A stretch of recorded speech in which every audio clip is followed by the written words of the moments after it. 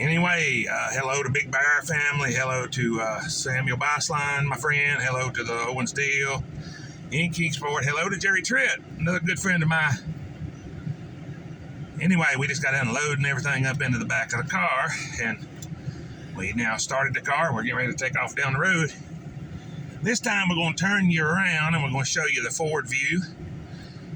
Last video, you got the back view facing the back of the car. So this time we're going to turn it around, let you have forward-facing view. Going back home, skies are pretty. It's got warm now. It's almost 7 o'clock, and the temperature is back up to 76 degrees, but it is really, really humid.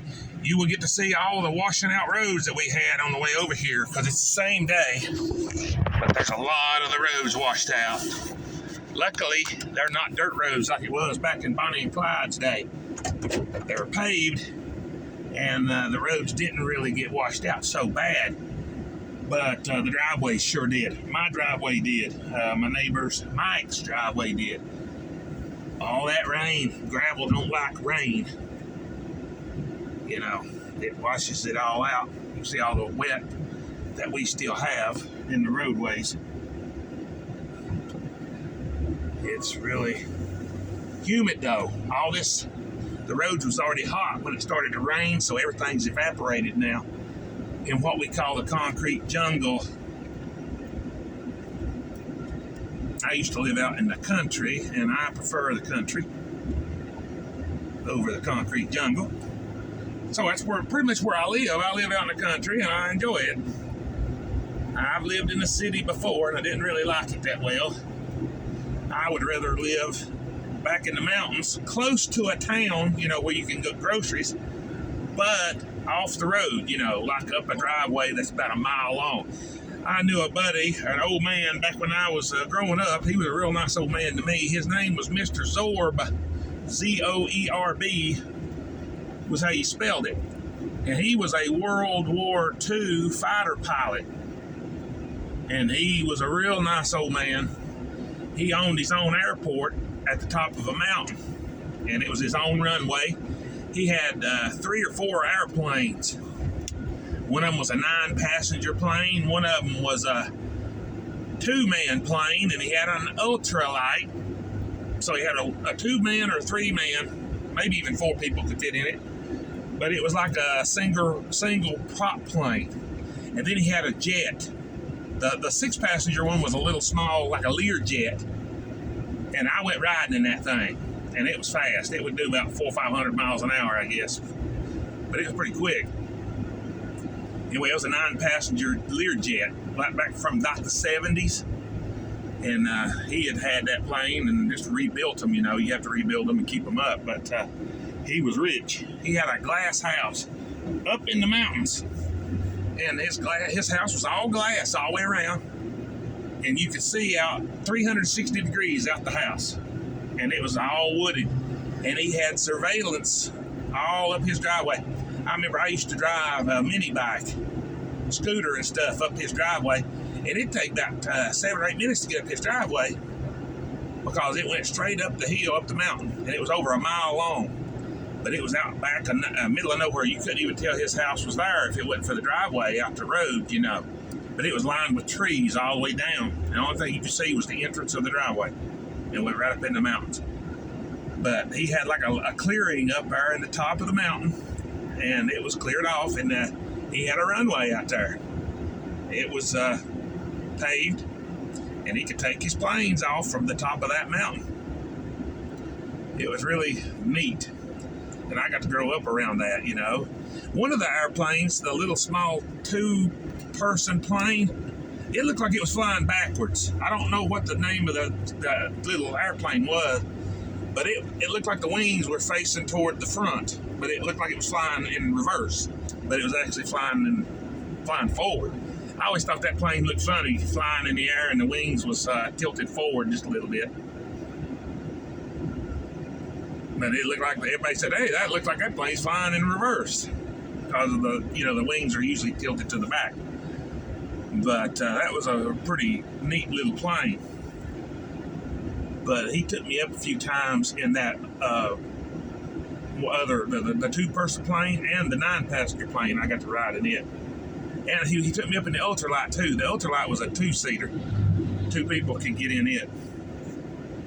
It was fun, man. You could see all around you. And it had a little motor on the back of it, like a 8-horsepower motor or something. And it turned that propeller. And it was behind you. The engine was behind in the back of you. And it had a seat, two to sit side by side. That was neat. There's some of the Washout Road. But memories of my childhood is it's really neat to have something like that. And he was, like I said, a real nice man. He died years ago, though, because he was in his 70s when I was a kid. So he'd be over 100, about 110 today if he was still alive. I don't know whatever happened to his house or property. I guess somebody else got it when he passed away. But he passed away like in the late 90s, early 2000s, I guess.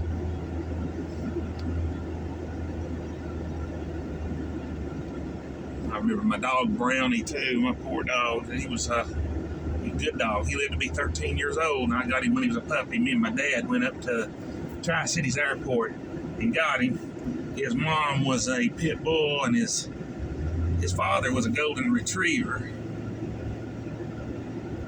And I'll never forget, we had made it all the way home to Fall Branch, Tennessee, and that dog threw up on my dad's lap when he was pulling into the driveway. And that dog had ate beanie weenies as a little puppy.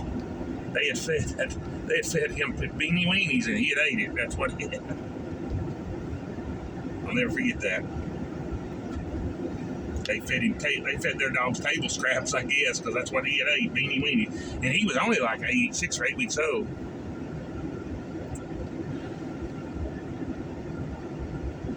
But I had him for years. So here's the road that the driveway was washed out up here. I was saying it was really bad yesterday when you watched it. But right up here, there's a long driveway, and the road was completely washed out, and there was water crossing the road. Now the water ain't crossing, but right here it is, right here. All that was bad earlier. There's gravel all in the road. That must have just happened a few minutes ago. Well, you know, when it rained.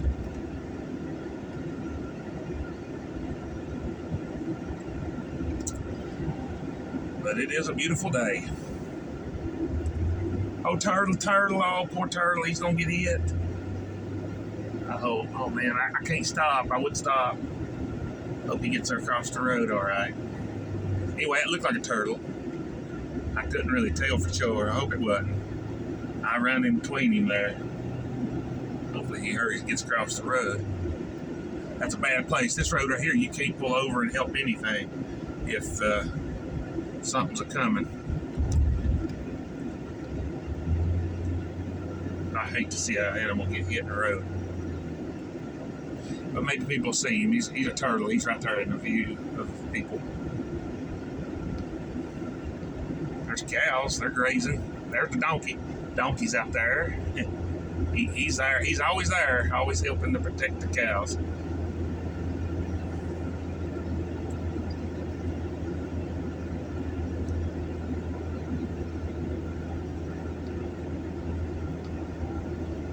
Oh my goodness.